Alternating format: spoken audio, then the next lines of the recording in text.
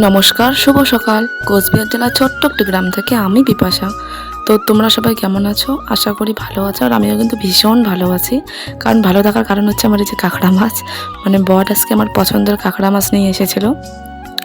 মানে ও প্রত্যেক বছর এই সিজনে নিয়ে আসে, কিন্তু এই কাঁকড়া মাছ যেহেতু আমাদের এদিকে পাওয়া যায় না, সেজন্য ও কিনেই নিয়ে আসে। কিন্তু এবছর আর কিনে নিয়ে আসে নাই। ও এক বন্ধুর বাড়িতে গেছিলো পেশেন্ট দেখতে, তো সেখানেই দেখছিলো অনেকগুলো লোক নাকি কাঁকড়া মাছ ধরছিল। তো সেখানে বলেছিল যে কেনার কথা, কিন্তু ওর বন্ধু নিজে কাঁকড়া মাছ ধরে ওকে দিয়েছিল। তো কালকে ডিউটি থেকে আসার সময় নিয়ে এসেছিল।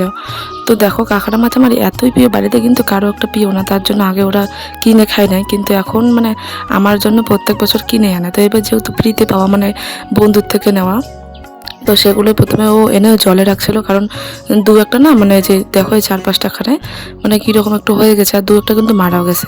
তো তার জন্য আমি বসে বললাম কাটতে। মানে আমার তো কাঁকড়া দেখলে আর তর্স হয় না যে 2-1 দিন পরে খাবো। তো তার জন্য কয়েকটা মেরে রাখছিলাম যে সন্ধেবেলা খাবো। যেহেতু মানে যদিও আবার সন্ধেবেলা আমি খাইতে পারি নাই, গেছিলাম এক জায়গায়। তো পরের কোথায় গেছিলাম সেটা পরের ভিডিওতে অবশ্যই দেখবা।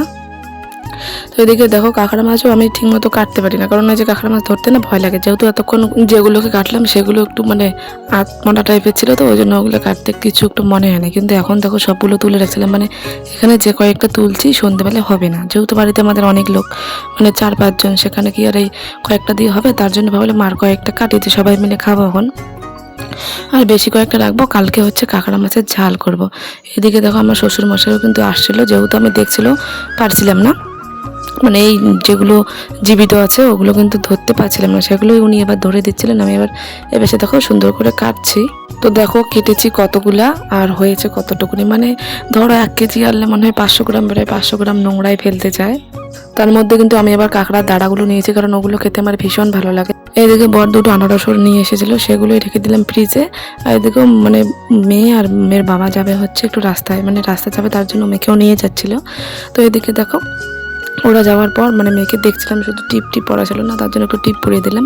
ওরা যাওয়ার পরে যে আনারস দুটো আমি ফ্রিজে রেখে ওখান থেকে দেখো যে মিষ্টি যে লাড্ডুগুলো হয় না, সেগুলো নিয়ে এখন আমি শুভ হচ্ছে দিদি নাম্বার 1 দেখতে। এখন রোজ বিকেলে কি একটা অভ্যাস হয়ে গেছে, বিকেল হলে আমি 2-1টা করে দিদি নাম্বার 1 দেখছি মোবাইলে। কিন্তু তো আমি এদিকে একটা ভিডিও দেখেছি শুধু, আর একটা চালু করেছি। এদিকে দেখছি বাড়ির সামনে গাড়ির হর্ন বাজছে, তো কি আর করবো।